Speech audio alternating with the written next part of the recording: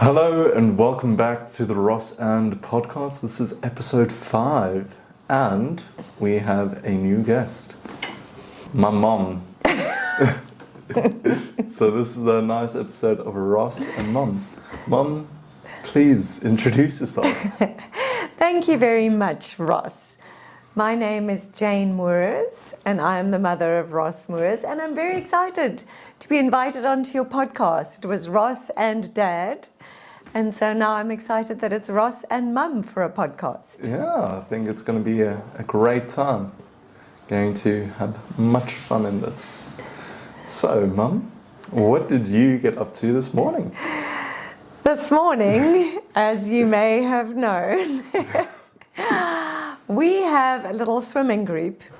And when I told them about our podcast, they said, you have to speak about our swimming group because that is a very interesting topic and there will be many followers. Yeah. So we meet at 5, or actually to be precise, we have somebody very precise in our group, and she's indicated that we can't use round numbers when we meet, otherwise we won't be on time. So it can't be 5:10, it's 5:08. Can't be 5:30, it's 5:28. So we did a 5:28 this morning and we drove through to Camps Bay. And in the dark, we walked into the beautiful tidal pool. We could see the stars. We could see little lights going up Lion's Head, and some were even at the top already.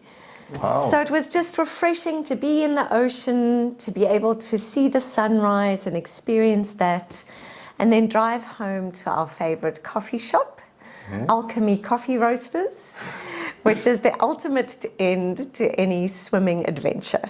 Yes, it's quite an adventure, isn't it? It's a lot of fun. You guys get up to some crazy things at crazy hours of the day.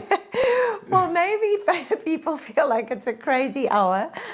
I think it being a crazy thing can sometimes be an oversell, because when we say swimming, it's not actual swimming. As somebody said this morning, they introduced themselves to a group in a workshop this week as someone who goes dipping in the ocean early in the morning, and the next person said, well, I swim to Robben Island. So we thought, okay, we don't do that. It's actually called frolicking, more what we do. So it's not a cold plunge. Yeah, we plunge, but we have fun, we laugh, we talk. In the water.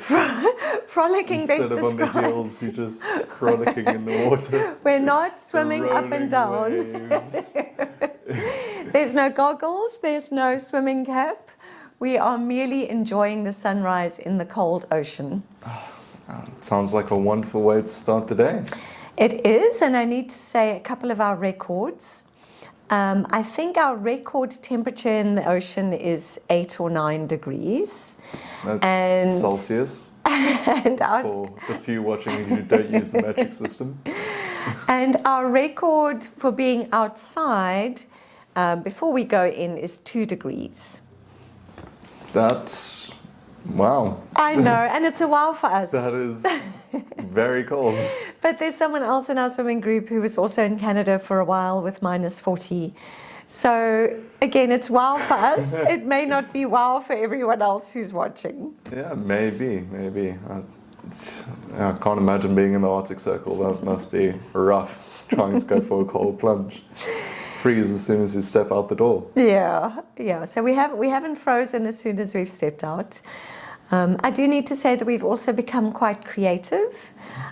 We've learned how to bring along little bags, so we do look a little bit like washerwomen as we go off, looking like we have bags of laundry.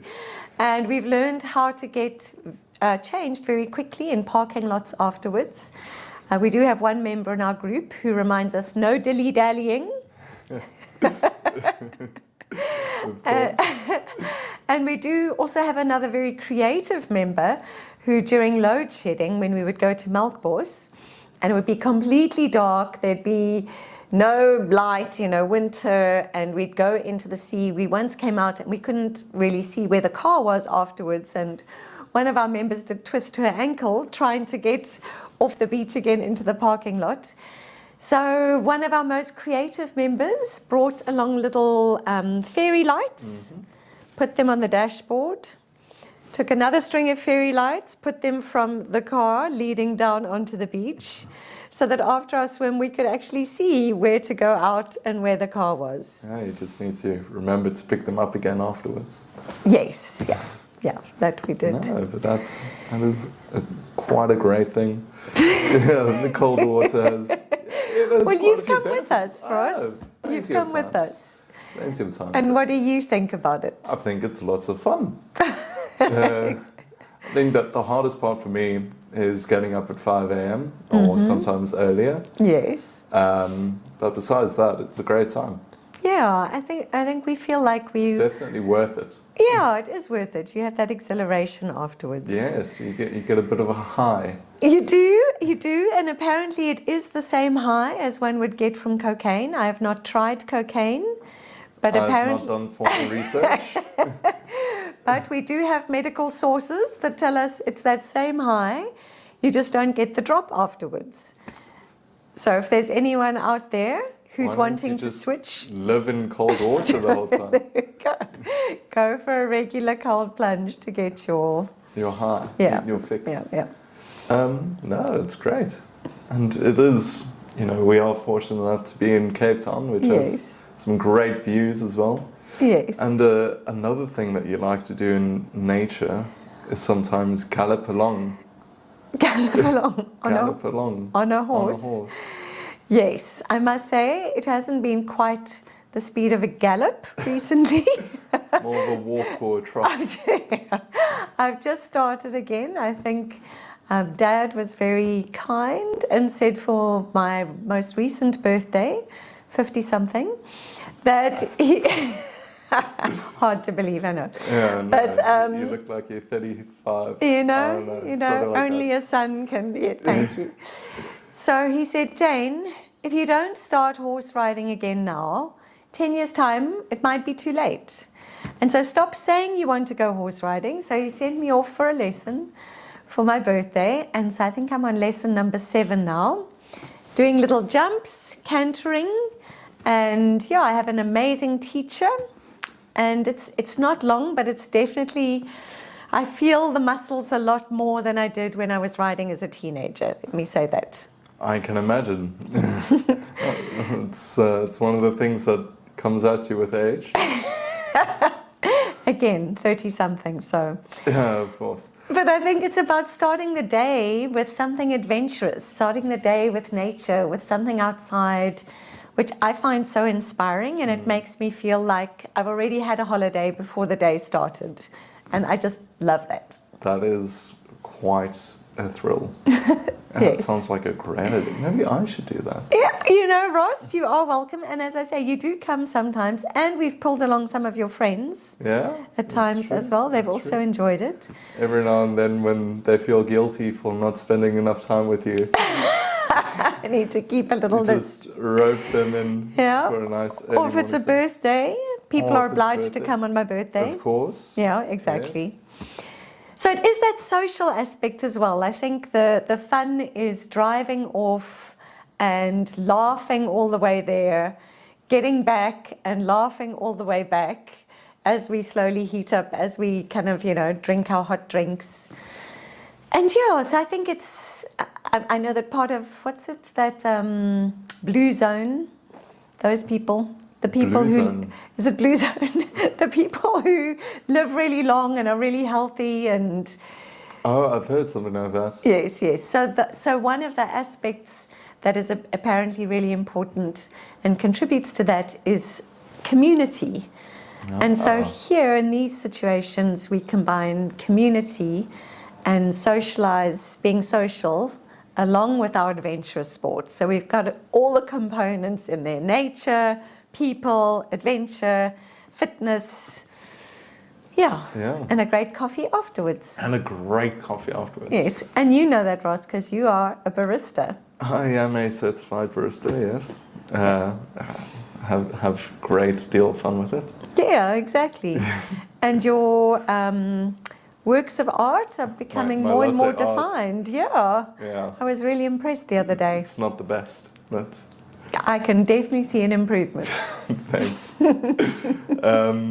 But yeah, I think you are just a incredibly adventurous person. You might. You might say that, yeah. I do enjoy adventure. Makes me feel alive. Yeah. I like pushing boundaries. What do you feel about getting dragged behind a speedboat on an inflatable ride? I would actually love that. Okay, you wouldn't want to break a toe or anything. I know what you're referring to. Let me fill you in. There was a certain ride that we embarked on, which was a large inflated device. I think they refer to it as the UFO. Okay, the UFO. And we were being pulled along by a very fast speedboat. And the idea was that it would be a joyride.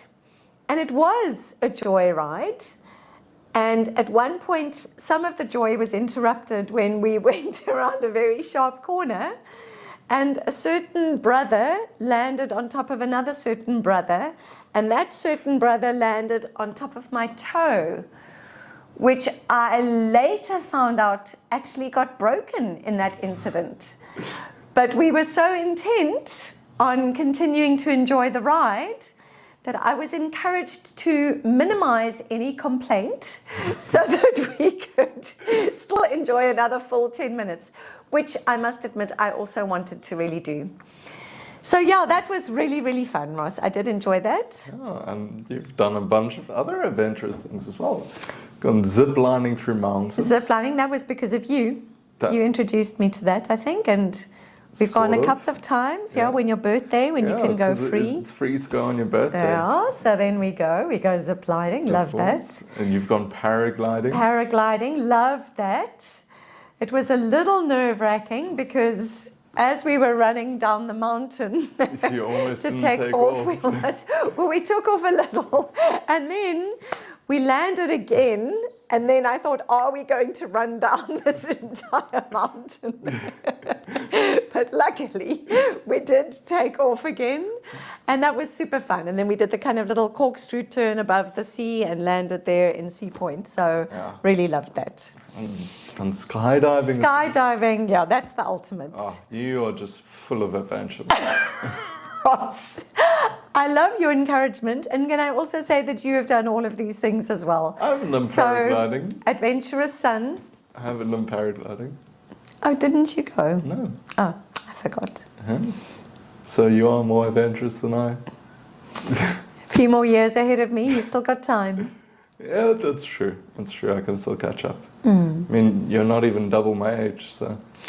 Ross, I haven't started my own podcast. That's very adventurous. I mean, what you have a masterclass, a monthly masterclass. Yeah, So that's true. it's somewhat That's similar. true. That's true. I do enjoy that. So I really enjoy hearing people's stories and hearing about their moments of courage, their moments of indecision, what they've learned along the way.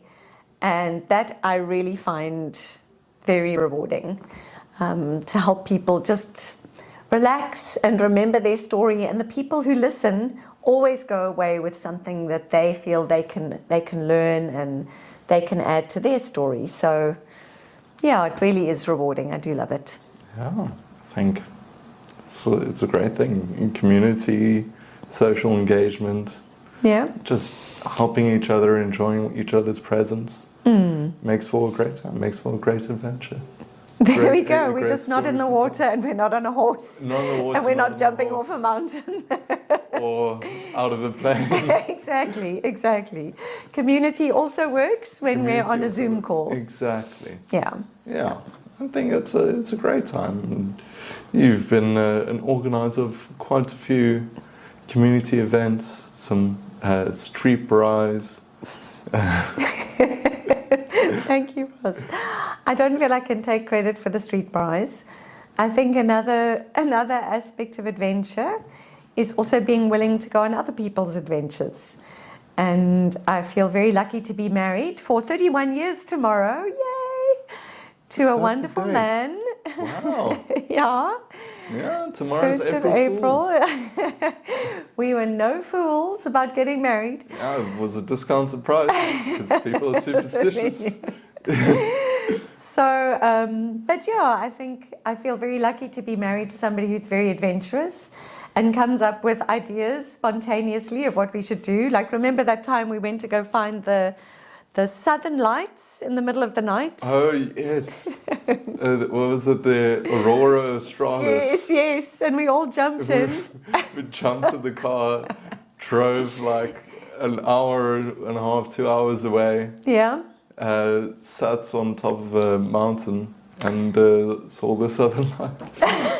Yes. That was rather spontaneous. And we did recognize in that moment that you do see them better through a camera. It isn't as easy to see with the naked eye. But if I could just mention that on that trip, Ross was extra prepared because we got there and got out and stood on the mountain, and Ross started putting out a camping bed, lights, lamps. He was setting up tent. We were like, Ross, we came to see them and go back. We're not intending to spend the night here. No. But you do love an adventure, Ross. Of course. I just had a stretcher, a sleeping bag and a pillow. Which can I also mention that when Ross went to America on his adventure, he also took his pillow. Yeah, well, it was sort of required. Oh, okay. Yeah, working at the summer camp, you have to take your own bedding, so I took my own sleeping bag and pillow. There we go, all the way from South Africa. And even had space for a dressing gown.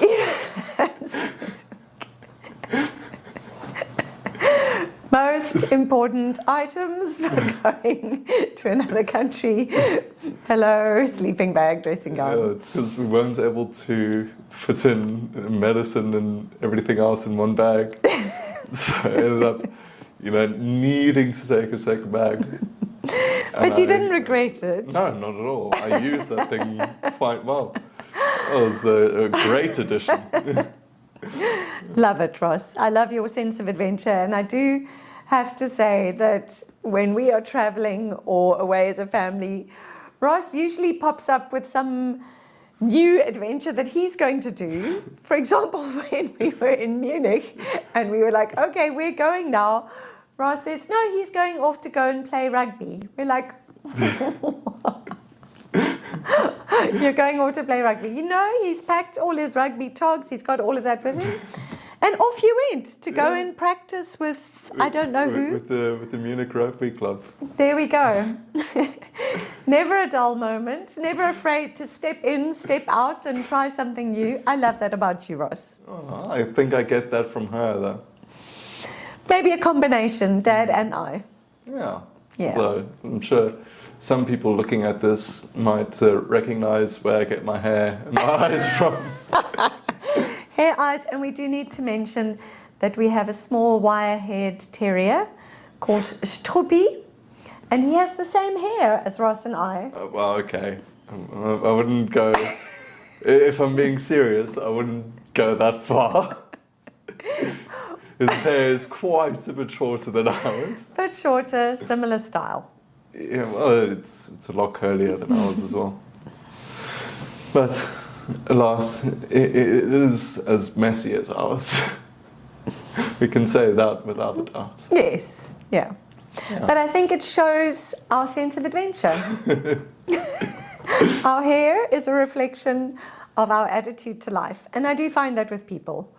I do find that their hairstyle represents either how they want to be perceived or how their intention is about going into the day. So I do find that.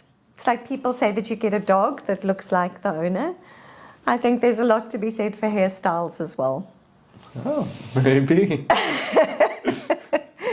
We have adventurous hair. We have adventurous hair. Adventure is out there. Thank you for watching episode 5 or listening if you're on Spotify. And hope that you enjoyed it. And see you in the next one. And we wish you many adventures. Many adventures, yes. But it has been Ross and Mum. And cheers.